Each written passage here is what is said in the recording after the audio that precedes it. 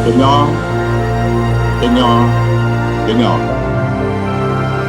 Menjunjung kita, Uli Yang Maha Mulia Sultan Ibrahim, ibni almarhum Sultan Iskandar, dengan limpah kenan tuanku, supaya dimulakan sambutan ulang tahun Hari Keputeraan Rasmi Duli Yang Maha Mulia Sultan Johor dengan istiadat meletak kerja.